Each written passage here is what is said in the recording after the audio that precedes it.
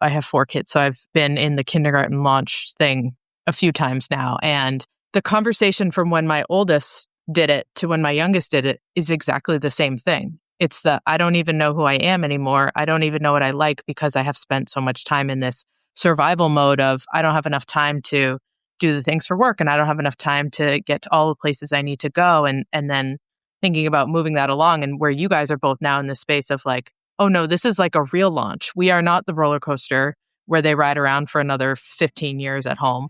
They're going. And how that's a big, important step to preparing for that. Welcome to And Both, a podcast about what it really looks like to put yourself on the list while raising kids and doing all the other things life asks of you.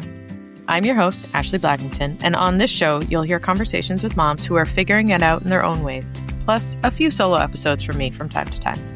It's not about having all the answers, it's about sharing stories, learning from each other, and knowing we don't have to choose between either or when we're living in the middle of and both. Let's get into today's episode. All right. Hello and welcome to our first roundtable of 2026. I am so pumped for today, to be honest, with our conversation with Ben, Katt, and Dr. Ann Welsh. And first, it's a very monumental moment because Ben is our first male on the roundtable. So I do want to acknowledge that. What? I know, right? So welcome. You will provide a very unique perspective, I'm sure. But second, this conversation is just really meaningful to me, I think, because I really see where you guys intersect in your work.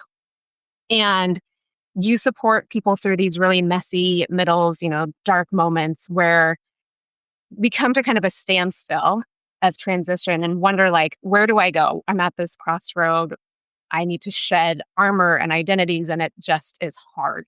So I really want to get into that. I'm excited to talk about that and how you guys support people through kind of their own personal hero journeys, which I know is Ben's language and Joseph Campbell's as well. We'll definitely get into that, but just kind of reclaiming your life. Don't want to give too much away in this intro. So how about we just start with some brief introductions? Anne, do you want to kick us off? Sure, I can go first. So I'm Dr. Ann Welsh, clinical psychologist and an executive coach. And, at this point in my career, I've decided the best way to explain what I do is that I have a portfolio career all around supporting working moms. So I have a clinical practice that is all about maternal mental health, an executive coaching practice that is all about supporting mothers in their careers. And I run a group as part of that called Ambitious Mothers Mastermind. I work with companies to help them better support working parents. And then I have a book coming out, available now actually, called Ambitious Mother: From Surviving to Thriving in Your Career and at Home. But I think a huge part of all of that work, to your point, Erin, is embracing that this is really nuanced and messy, right? So often the advice that we get around any of this stuff is just do X, right? Just wake up at 4 a.m. and your life will be solved, or just buy this organizational system, or just use Notion and you'll be fine. And it's so much more complicated than that and psychologically nuanced. And that's the kind of world that I live in and write about. So I'm really excited to be here. Yeah, me too. And wow, I'm so honored. I didn't realize I'd be the first male on here. So thank you for opening the door and including me. Answering the question of kind of who I am is probably always one of the hardest things. I'd rather write like another whole book. But what I will say, so I'm husband to Cherie. We've been married 22 years, and I'm father of 3 children, 3 teens, with our oldest being a senior in high school, our second being a junior, and the next is 8th grade. So we're in the middle of a lot of transition here in the next few years. In terms of kind of the work I do, I've really spent the last 20 plus years at the intersection of 3 things. One would be spirituality or inner work, belonging in community, and then I'd say social healing, social impact. And that's been expressed in a lot of ways. A stint as a pastor. I started a church when in my late 20s. I've been a hospice chaplain.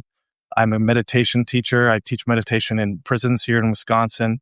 And more recently, my work really is focused on accompanying ambitious, driven professionals who are sensing there's a shift, there's something next. They felt stuck with kind of their previous operating patterns, but are really ready to, step into that next act of life. So there's themes of midlife, purpose, identity, and I do that both through my coaching and then as part of what's called Modern Elder Academy, a midlife wisdom school. So grateful to be here and eager to dive in with you all. Yeah. So many hats we all wear. Incredible. Yeah, let's just dive in. I feel like a lot of people in midlife come to this point of wanting to let go of identities, right? And they can see that maybe it's their old armor or this old identity is hurting them in some way, but they don't know how to let go. And letting go is scary because there's the unknown. So yes, intellectually they know how to do it, but how do you actually do that? Like, what is maybe the first block that you guys have seen of taking that first step moving forward? Is that too big of a question? Slide into that. Yeah. You know, you bring a therapist on your show, we go deep right away.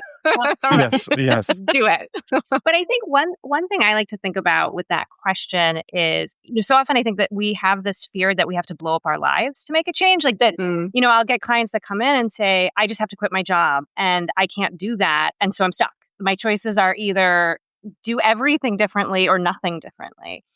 And I like to think about like, what's the 1 degree shift we can make? So I always tell them about I have a bunch of teens and tweens too, Ben, and some of my boys do Boy Scouts and they do like orienteering with the compass. And, we talk about how in orienteering, they're in the woods and they turn the compass like 2 degrees and have to walk 10 steps. And then they turn it 5 degrees and they walk 10 more steps. In 10 steps, you're not going to get really anywhere different if you're off by a few compass points. But if my airline pilot is off by a few compass points, we're going to land in a different country. And that's going to be a problem or good, depending on where you're heading, right?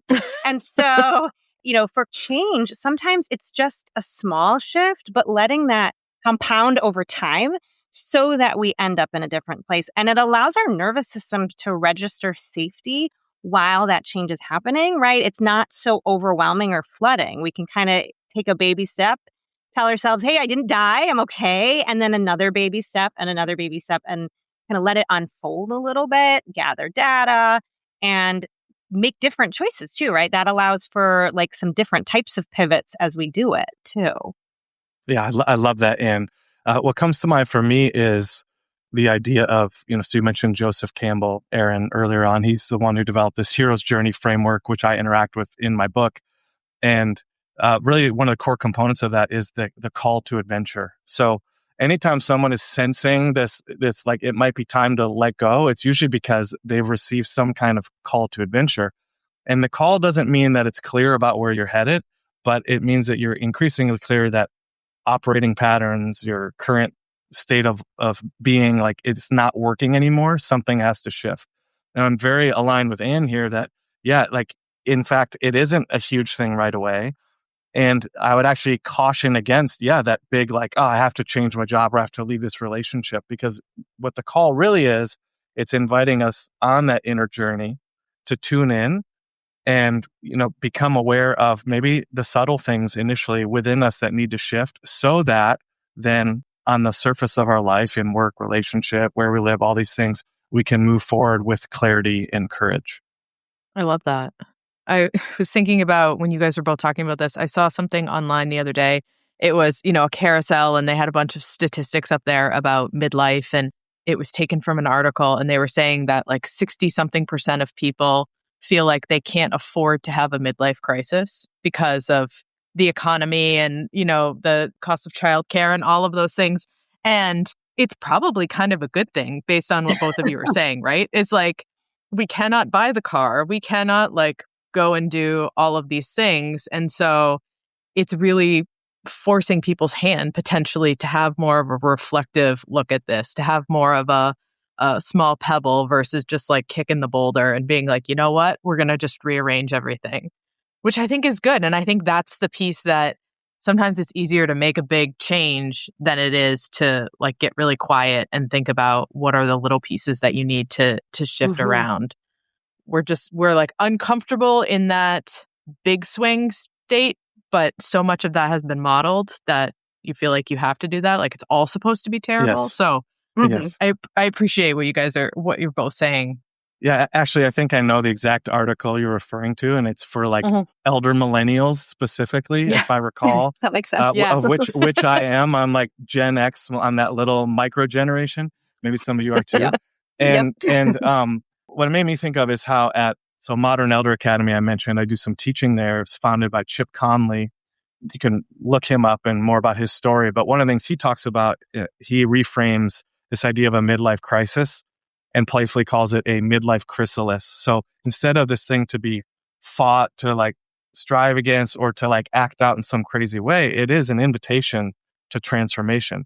Yes, there's going to be kind of a gooey, messy middle, but something new is on the other side of it.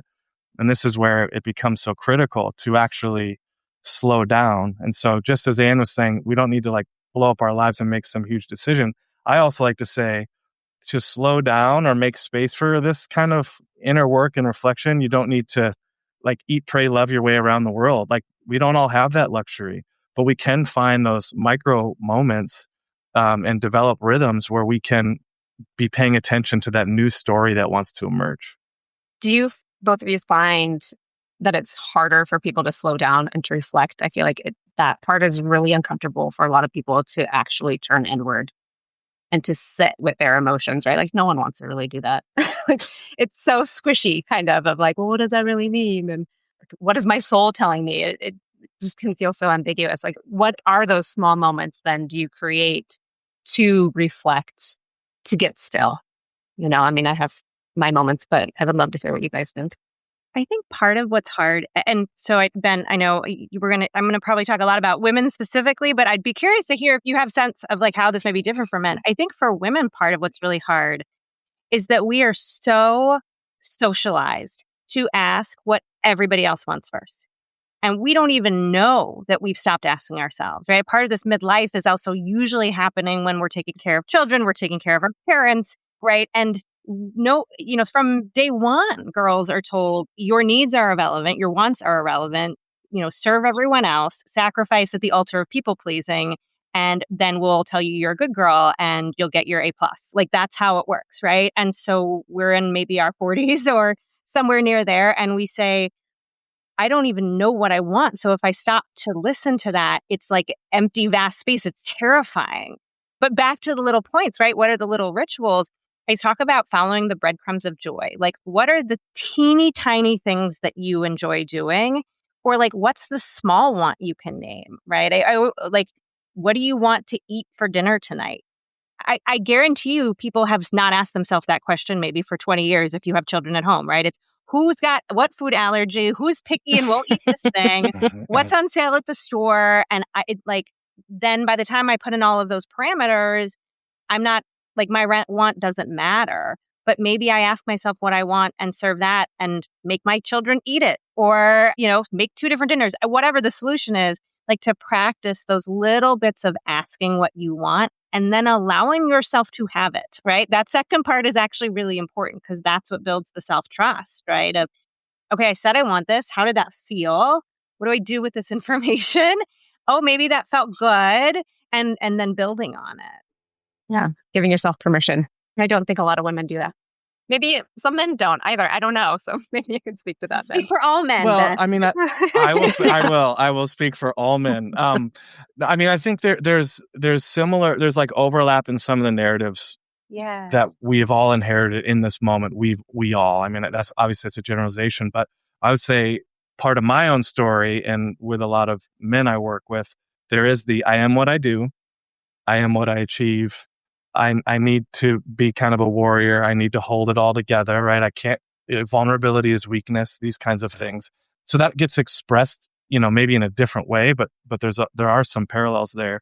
And I think, there's a lot of energy right now in men's spaces around self-improvement. And then that kind of overlaps with like biohacking and like all being like super, like hustling. And so what are these protocols you're going to integrate? And so there's a lot of pressure to kind of treat yourself like a self-improvement project. So I'm very hesitant in terms of what are little practices we can do to kind of just say, well, it's the cold plunge and it's the wake up this time and expose yourself to this much sunlight. Those are they're beneficial things, but those aren't actually helping us turn inward, which is what we really need to do. So how might we do that? I mean, I think ultimately there's very accessible practices that are very diverse, ways of reflecting and journaling, ways of different forms of meditation, all these things that are in a way an expression of solitude, which really is, I think, that intentional aloneness that is so critical. So not loneliness, which men deal with, but actually being intentionally alone, not just scrolling or watching something and tuning inward, can sound very intimidating. And that's where I often like to start, is actually with the practice of what I call subtraction. It's taking inventory, because you might be saying, I'm too busy, I don't have space for anything, but you really take an inventory of your life and see where you're overcommitted, where you're kind of wasting time, what's filling up space. And if you can begin with that, then that shows a little bit of intentionality about making this inward turn. Obviously, there's a lot more we could talk about, but that's kind of where my mind went on behalf of all men. Since you're holding the microphone, it is a very, very heavy one. Yes. Yeah. I have a sort of, it's not even our generation, but like our kids' generation. I think about this stuff. Our generation, generally speaking, are the ones who have done this work of like, what came before me doesn't work, clearly. What I want to see for the world is nothing that I experienced, or very few things that I experienced. I want my children to go through life in a very different way. Like, I was having a conversation with my oldest. She's just about to turn 13. And I asked her the question the other day, what do you want to be when you grow up? And before I even finished the sentence, I was like, pause, that is not what I wanted to ask you. How do you want your day to feel when you get older? And she was like, if you had asked me what it would look like, what I wanted it to look like, or what I wanted to do, that sounds like a really big and impossible question. But thinking about how I want to feel, she was like, this is when I'd like to see my friends, and this is what I'd like to do during the day, and the setting, and all of these things. It's just such a different way to look at it. And I'm wondering if, based on how our kids grow up now, the awareness that they have, the social emotional learning than they do at school, and all of that stuff, like, are we the last generation that may face this actual midlife crisis lead up? Because they're so far ahead of the curve from where we are now. I think from like an adult, I mean, maybe, but from an adult development perspective, there are stages that adults go through too. And it is also driven by aging and like an awareness of like, I have less than half my life left, realistically, right? Half if I'm really lucky at 44, right? Mm-hmm. And so that naturally calls some questioning around, what am I doing and what do I want to make of it? And I don't think that's having a midlife questioning, if we don't call it a crisis, is not a bad thing to say, I've done some things. Here's what I've learned. Now, maybe I have like a strategic meeting with my personal board of directors, right? My friends, my family. I reassess what I want and what's going to work for me in my changing body, in my changing family life, and design something new. Like, I think it's maybe not that we won't go through it, but we stop framing it as a crisis, and we frame it as just a natural pivot. Mm-hmm. And I'm wondering too, if we are going to get to a space where, because we probably will not, like the 50-year gold watch sheet cake party doesn't happen anymore, right? Like people will pivot in workplaces and find new jobs and go new places because it doesn't align with their lifestyle. So like, is that coupled with this like ongoing reflection and people having self-awareness? Like, so I guess lecture at a university in Boston, and one of the things I was talking about last semester was about self-care for students going out on field work. And, I was expecting to have a completely different experience being the person who's talking about this, like how to take care of yourself as you're moving in the field. These kids, like, I mean, they're adults, they're in their like early 20s. They were far and away much more in tune with what they actually needed than I was when I was like 35. It was like mind blowing to me where, at one point I was like, well, like, what do you guys want to know about this? Because you have so much access to information about what this actually looks like. What's coming to mind for me is, they're going to have a whole host of other challenges with, as our generation has too, but around technology, the economy, what work looks like. There's lots of different things, as any generation has dealt with. But I think you're right, Ashley. There is, in many spaces, the cultivation of more tools for self-reflection. Now, there's also, right alongside it, the supercomputers in their hand that are fighting for their attention all the time, which is going to create some, an interesting dynamic. But in a way to jump off of some of what Anne was saying, I do think, Father Richard Rohr, he's a Franciscan priest. He leads what's called the Center for Action and Contemplation in Albuquerque, New Mexico. He's got a book called Falling Upwards. It's about the two halves of life. And one of the things he talks about is that first half, like it is developmentally, there's a sense we are developing an ego structure so that we can interface with the world. Now, at times, personas start to show up. We start to wear these masks. There's ways we present ourselves to fit in, to get our needs met, to stay safe. Achiever, performer, people pleaser, whatever that is. And I do think it's natural we arrive at a certain place, maybe because of transitions or tragedies or things we've experienced where we realize like we've outgrown it. It's really helped. It's given us a lot. But for the next phase, the next chapter, there maybe is more of a turn from like fitting in and that outward focus. And it's this inward turn and a discovery or reclaiming of a more authentic identity. I think there's something that is sort of natural about that. Now, maybe it does start to happen sooner. I think for the last couple decades, it's probably shifted to later for various reasons. But anyways, we could talk about that more. It's interesting. Lots of different tangents, I know. I mean, just to kind of shine light on what I've talked about with both Ashley and Anne, last year was very pivotal for me as, I've been a single mom for about 10 years and elder millennial. And it's like this, you take stock of your life up to this point, right? And all these identities that you've had to wear, whether good or bad. Like I've had to be the strong one because there was no one else, or there was no plan B. And so I think it is this reflection point. And I think, Ben, we've talked about this and other things that I've listened to from you of just like, there's no age limit, right? This could happen in your 20s even. It's just where you are and the experiences that you've had and what you decide to do with them. I think it doesn't matter until it matters of, oh, I want to change.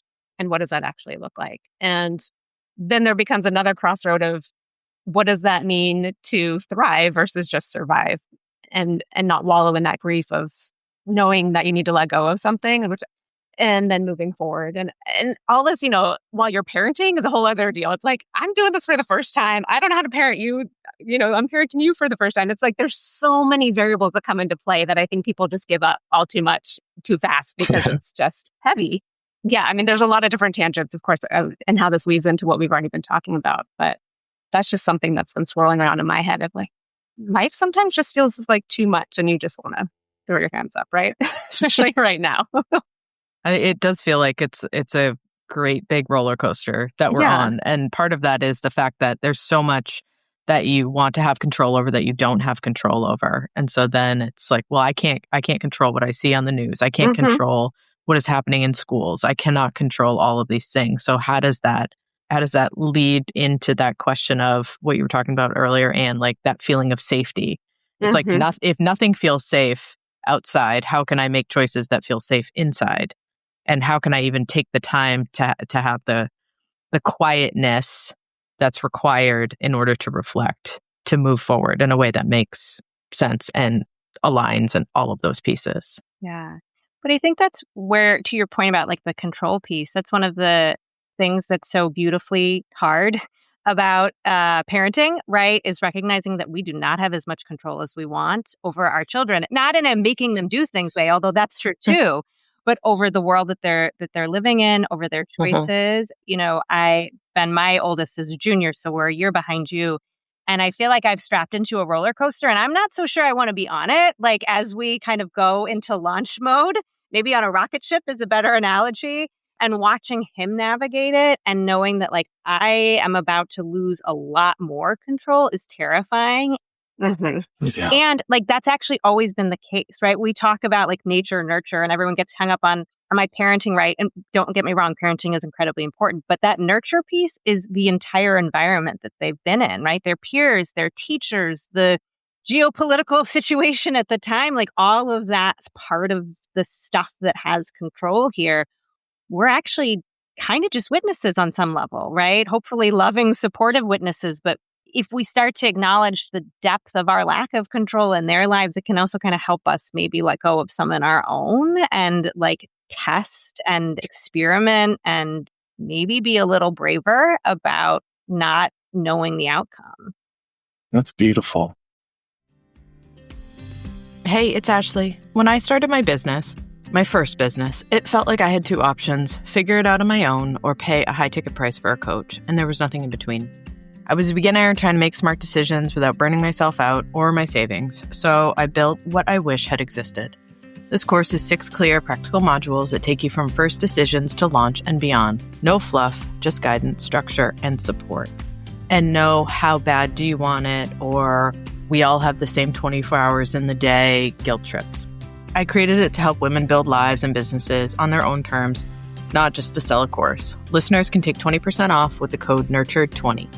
For more information, go to andbothpodcast.com.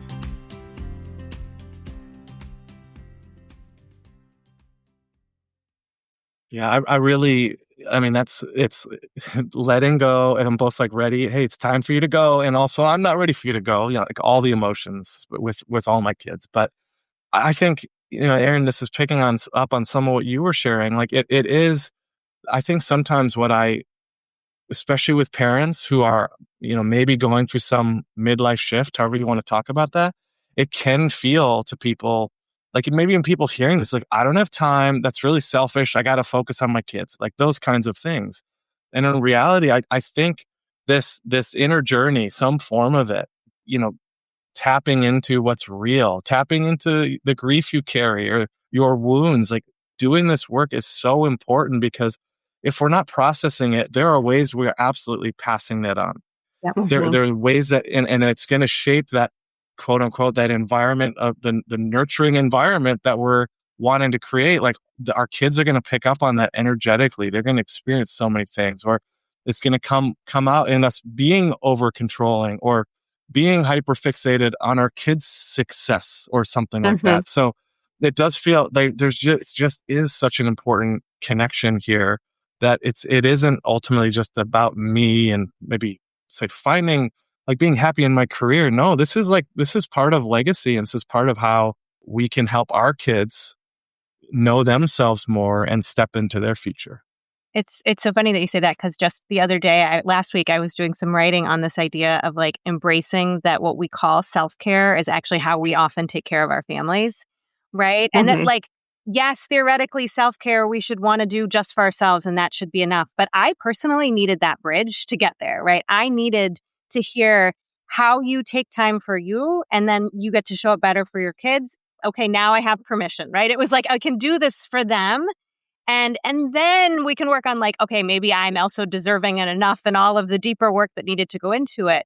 But when we start to recognize, like, if I take that hour for me and label that as a way I am healing for my children, it's not fake, right? That's 100% true when we take care of ourselves.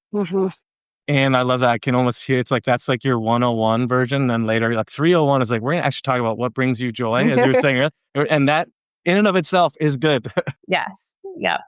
Yeah. I think the through line, right, is remove all the kind of generational things. It's just, at the end of the day, we're all human, right? And giving ourselves that grace and space to reflect, to turn inward, to do what we need to do to find those kind of glimmers of hope throughout our day, to be authentically ourselves, right? Which then pours over into our kids, or don't have kids. It's, whomever your circle is. But it's just that slowing down piece that we tend to bypass too often. This all makes me think about, I had a conversation with a friend when her youngest went into kindergarten. And it's that baby chrysalis piece of it is like so much time, energy, worry, concentration, all of that went from getting her child to kindergarten. And now, kid walks through the door, there are tears on both sides. It is just like, it's the first baby launch, but it's a huge launch.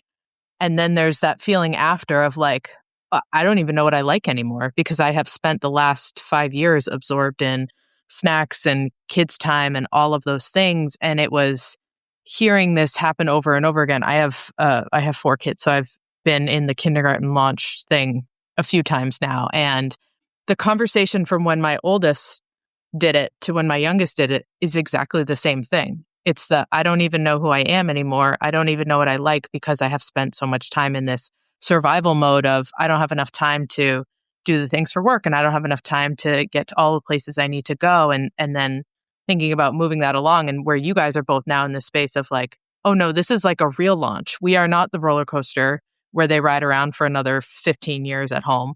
They're going.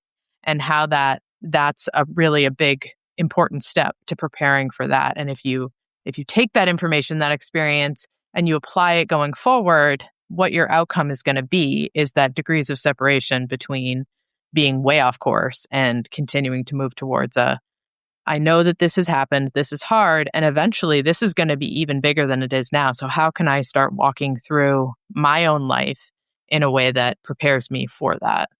I was smiling there, Ashley, because I remember after our youngest went off to kindergarten, I think my wife and I went out for breakfast. We were like drinking mimosas and it was like, this is great, And yeah, there is, and probably more for her at that point, just because of the way we were balancing like our work and taking care of our kids and raising our kids. But it is a huge shift. And as you were talking there, it made me think, and I haven't applied it to this specifically, but Aaron, you've read my book, and a big thing I talk about is the importance of rites of passage. So our kids get this. They get rites, some natural ones built into school. And I think even in a lot of places now, schools are even better. Maybe it's not a graduation, it's a promotion or whatever, but that's really important. But how can we also mark these moments that there's a shift in our role in relationship to our kids, and as we can let go of, it's important to acknowledge like, wow, hey, I did that. And it wasn't always easy, but I got them out the door every day. But now there is again that inner invitation. And so what about that identity can I kind of relax on? Like there might be something it's time to let go of. And I want to mark that symbolically, and then in some other way, I want to mark what I'm moving towards. So I don't know, it just got me thinking the celebratory breakfast was a sort of rite of passage and a ritual, I guess. But I think there's lots of creative ways we could do this at different seasons and transitions in our children's lives.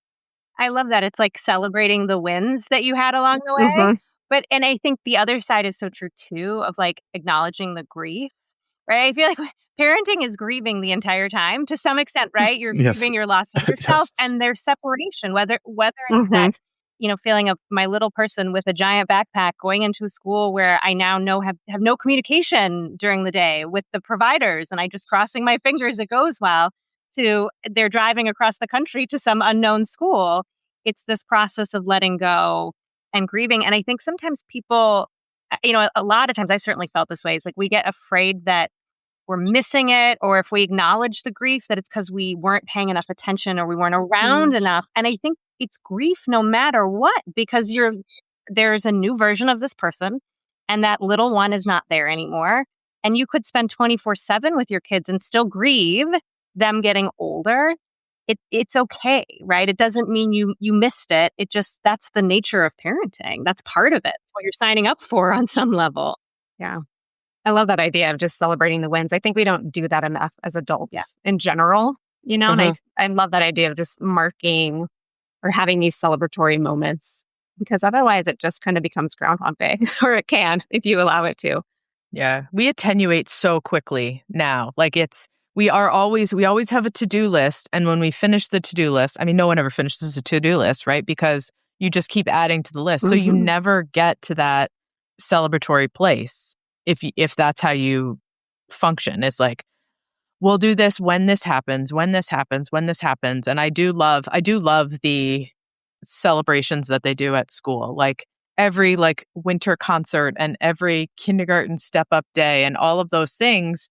It's a really awesome time to pause and say like, oh my gosh, I can't believe that we're already here. But like, look at how much has changed and look at how much better it is, or different or whatever. But yeah, I will tell you, my least favorite thing is when your kids are eye to eye with you. No one prepares you for what that is.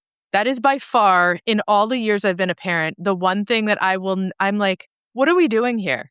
Like my two of my kids are eye to eye with me now. And I'm like, nobody told me this was going to happen. I think it's kind of awesome. I don't know. So I have weird. a 14-year-old, he's 6'1", and can pick me up, as if I'm light as a feather. He'll give me piggyback rides, and I'm just having a blast with it. But I look at him. I literally on a regular basis look at him and catch my breath of how are you this person? You're amazing, and also how did this happen? I watched it happen, and they were in your bodies. That still blows my mind. That always blows my mind. Yeah. I have that conversation a lot. I'm my son is, so I haven't had that yet actually, but my son is getting there. He's probably going to pass me. I am 6'2", but he's getting up there, and that will be wild. It'll be fun, because a few years ago he's sort of a late bloomer, and he was the shortest of his buddies. He's I'm not going to grow at all, and he's kind of bummed about it. It's you're good. It's going to happen. But I look at them and I'm just you all came from, I remember you this little, but you all as mothers, I remember when I felt you for the first time. And that is wild. It is wild. Yeah. No, my 14-year-old is just probably an inch shorter than me, and grabbing my clothes and shoes. I'm no, we're not here yet. Time needs to slow down. I'm not prepared for what comes next at all. And there is that grief, right? It's you never know the last time of something. And that's just part of life, parenting, all of it. But oh my God, wild. If you need a good sinus cleanse, just start thinking of that, right? The last time you picked up your kids, the last time, all of that.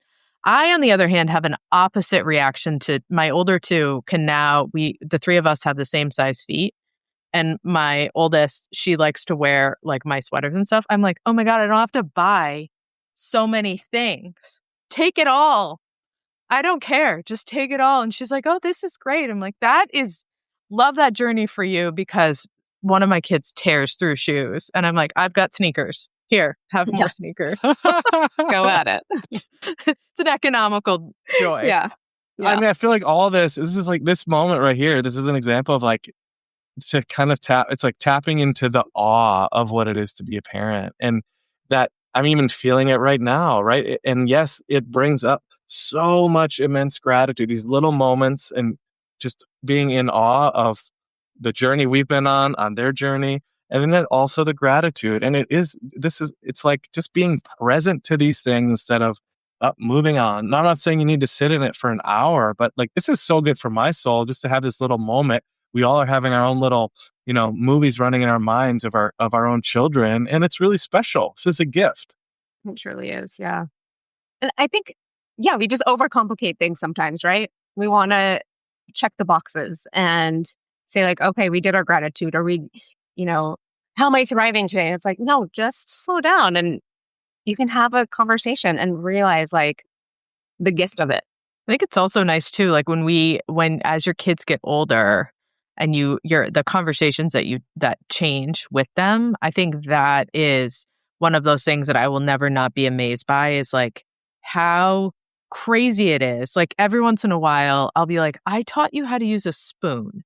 And now we're talking about something that you learned in school about geography or politics, or, you know what I mean? Whatever it is they're talking about with these concepts that you can't even imagine. You're I remember when you used to be entertained by wooden spoon and a pot on the floor for 2 hours.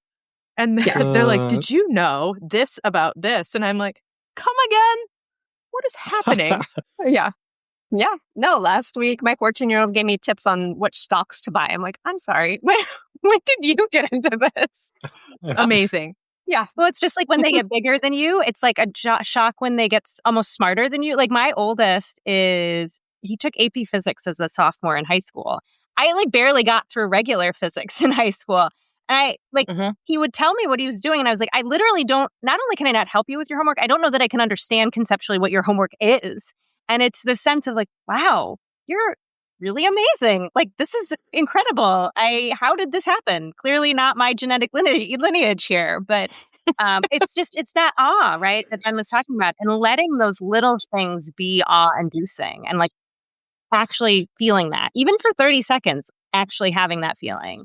Yeah, I mean, that's the goal, right? The goal is not necessarily that they have to achieve all these things more than you. The goal is that they have, I mean, I can only speak for myself, but my goal is not for my kids to go to the same school that I went to or do the same thing. My goal is for them to really figure out who they are because I feel like that's something that was not supported in how I grew up. It was like, here are your columns, find one, and then run that down to the end of the line. And so for me, it's like, when they start coming home with the homework, and I'm like, okay, all right, we're gonna roll up to high school math in whatever state. I mean, I'm gonna like dust this thing off. It's in the back of the archives of my brain. But you guys are like, just all the stuff that they learn now. They have like sharing circles and all of those things. And I'm like, it's so much better. And I'm so happy about that. And like, also do your homework. But that's cool. Yeah. And that's how they do division now. I didn't realize that. But all these discoveries. This is making me think about how I'm forgetting who it is, but what we're like looking at our kids, and maybe I'm too dramatically trying to make a tie to like midlife, but we're looking at our kids and we're in awe of their aging. Actually, they're growing up, and there's some interesting research out there. I'm forgetting who it's from. Maybe Becca Levy from Yale. And it's basically like, if you have a positive mindset about aging, so in the second half of your life, it adds something like 7.5 years to your life. Right. And there is this broader narrative, right? It's like all good, all good, all good, exciting. Then there's a whatever point. It used to be 40, then maybe it became 50. It's like now it's downhill. But it's like remarkable how impactful it is for us to not just embrace this for our children, but also ourselves. And in our 40s, we might not be feeling that thing of aging yet as many of others, but increasingly, and also to see that, have that growth mindset that like, look, they're learning new things and we actually can learn new things too. I think that just adds an extra layer of vitality to what sometimes can feel like the malaise of midlife with all the other things we're responsible for and we're tending to. I love that. And yeah, to come full circle, I mean, this idea of this chrysalis, we are always learning, and there is always going to be the unknown ahead of us because we can't control things. But I love that growth mindset. It really just propels you forward and keeps you open to that curiosity and that wonder, that adventure that we talked about a little bit earlier. I guess, yeah, if there was one piece of advice that you guys would give of, if someone who's listening is struggling with that shift in that identity and finding their footing again after things feel like they've been upended. I know that there's not like one magical nugget of information, but what comes top of mind when I say that, of like, what is one way to move your foot forward if you're in that stucky place? I mean, I think I would say, like, as corny as it might sound, like, don't get hung up on like what you deserve or what the right answer is. Start asking what you desire, right? Like, so many of us question, like, do I deserve to take this time for me? Am I allowed to? Is it okay? We're always asking for permission. And it's all around this question of, am I enough? Right? I think that so many of us struggle with on some level, male, female, whatever, right? Of, am I enough to go after what I want or to ask myself that? And so stop focusing on the deserve part and start focusing on the desire, even a little bit. So good. Oh, I would add that the word that comes up for me is pace, the idea of pacing. Like, so much of our suffering or anxiety, or what it has to do with our own, we're collapsing timelines and like we're making, it needs to be really short. But part of this is like, it's going to it takes time, and allow yourself to treat it as a journey. There's going to be starts and stops. Like, don't put so much pressure on yourself. Like, if there is that desire to grow, to experience transformation, to become more fully express yourself, and do so as a parent who's showing up wholeheartedly for your kid, like, just, treat it with, like, just be very spacious and give yourself time. We have a quick fix culture. Things aren't going to change overnight, but like the small steps and keep showing up for yourself, it's going to have a massive lasting transformation. Yeah, I love that. I love the idea of just like, stop, like, take your foot off the gas. I feel like as there's so much that can be done. I live in the New England. It's February. Talking about lots of snow and driving is like, when you feel out of control, the absolute worst thing you can do is step on the gas. And you can't step on the brake either, because it's the exact same thing that happens. But if you are taking your foot off the gas and just sort of relinquishing that need for acceleration in either direction, then you can actually have some hope steering out of whatever you've gotten yourself into. Hmm. Also Canadian, so we know we're going to throw some like winter metaphors in there because it is the time of year. Olympics are coming up. I have a thing. So, Oh, you're Canadian. My wife's Canadian. She lived in Calgary during the '88 Olympics. She's obsessed with the Olympics. So, yes, there we go. Love it. I like it. I'm recruiting. I'm always recruiting. While we're on sports, I have to say this just because this is probably the only podcast right now that has two people who used to live in Seattle and two who live in New England currently and have not even talked about the Super Bowl. It's and that true. is fine. Fair. I'm Go just Hawks. naming it. No trash talk has happened until now. Talk about like parenting milestones. I went on a quest for 10 years to collect every age of Tom Brady jersey, not because I was like, at some point he will retire. And my husband was like, no, he will not. And I mean, he was nearly right. But I have a jersey from like when my kids came home from the hospital all the way up through adulthood, because No that's the level of commitment that I married into. I could care less about football. I have learned all of these things through osmosis over the years, but with the Olympics coming up, when hockey is on TV, I lived in Calgary. I went to development camp with the Olympic team. Like all of these things, Whoa. it gets really. We start flashing passports pretty quickly in our house, and my kids are all dual citizens. So I'm like, pick a side, but I make your lunch. Just saying. I love that, Ashley. So good. It's gonna be a good game on Sunday for sure. Yeah, Mhm. definitely. Mhm. Yeah, I mean, this was great. I guess we end on that note. I guess. I mean, I'm sorry. Ashley No, brought up you're sports. good. I just kind of That's followed. true. I will say that there is one other thing in sports that we have not brought up that has absolutely nothing. Well, maybe it doesn't have anything to do with midlife. Can we talk about for a brief second that Lindsey Vonn is racing with a completely ruptured ACL? That's right? Crazy. Yeah. And also like the first thing out of her mouth. I'm having a resurgence of Simone Biles of the like, I don't have anything to prove to anyone. I know I'm good at this, and I know that I'm qualified, and I know that I'm strong and ready to go. I'm choosing to do or not do this because I'm listening to myself. And I'm like, more of this from the rooftops. Yes. Yeah. Mm-hmm. Yes. So cool. So inspiring. Mm-hmm. Yeah. Amazing. Well, this has been fun, guys. I'm sure we could go down all sorts of different paths and keep going. I love Thank it. you. It was really great to have you on, Ben, as our representative of the male population. Yes. You did a wonderful job. Yeah. Kudos. Yeah. Wait till I hear you're like, we've decided never to have another male guest. We've actually gone through and edited everything.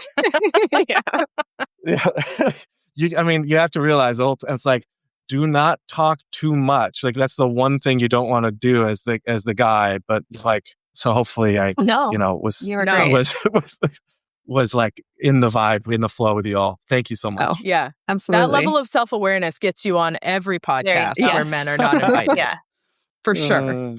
Yeah. I'm excited to read your book, Anne. thank you. Mm-hmm. All those links will go in the show notes too. So Perfect. go read their books. Yes, that's awesome. Thank you so much. Yeah. Thanks for having us. Take care.